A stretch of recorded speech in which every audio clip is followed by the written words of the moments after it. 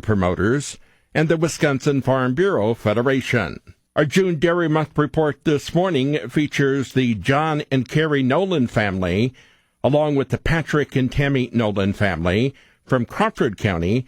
They are hosting the 40th annual Crawford County June Dairy Month breakfast coming up this Saturday. The host farm is located about 8 miles north of Prairie du Chien, just off Highway 27. They'll be serving from 6 a.m. until 10 a.m. I had a chance yesterday afternoon to talk with Carrie Nolan. She said the Nolans immigrated to the United States in 1849. The Nolans do have a rich farming history, which began about 173 years ago when the original Nolans, they arrived from Ireland. Daniel and Sarah Nolan immigrated to the United States in 1849.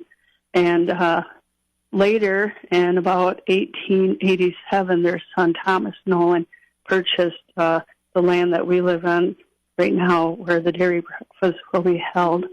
Betty and Frank, they got married in 1957, and they purchased the land from their dad Thomas, and then Frank expanded the business and bought two other farms, and then his dad's farm, his brother Paul Nolan, worked there. Yeah, it's been a lot of different changes over the years, and John and I have been married for 28 years. We built a new freestall barn 10 years ago, or almost 11 years now, and the farms, there's 4 farms. They cover about 1,200 acres, and there's about 550 acres with cropland, woodlands, and creeks and buildings make up the balance.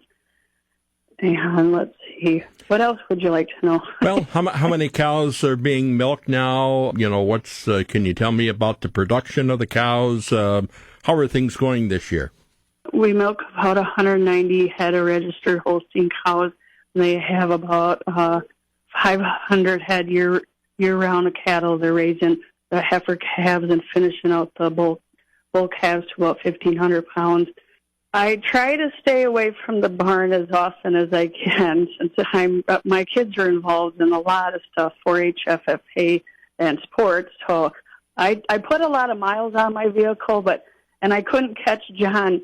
He's out mowing hay right now, and they're getting one of the fields ready for parking. So he's really busy and doing all the extra work, cleaning up different parts of the barns and making everything look presentable.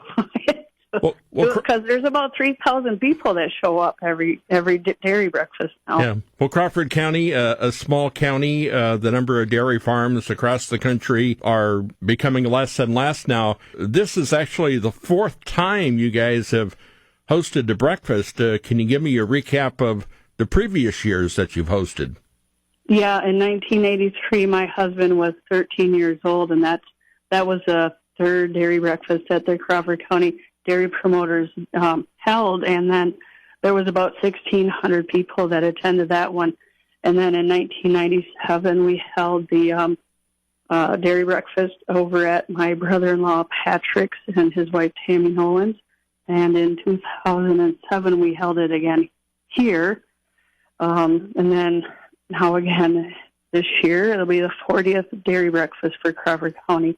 Why do you feel it's important that this tradition continues? Like you said, you've certainly done your share hosting it before, but you felt you opened up and said, yeah, we'll do it again. Why do you feel that it's important?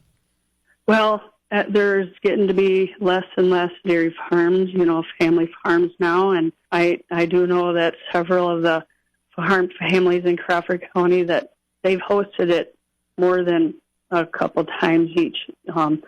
And I know it's a lot of work getting prepared for this, but it's really nice knowing that a lot of people that don't ever get on a dairy farm, they get to come and check it out. And there's lots of dairy products we serve, lots of ice cream and custard and cheeses and all-you-can-eat pancakes and sausage.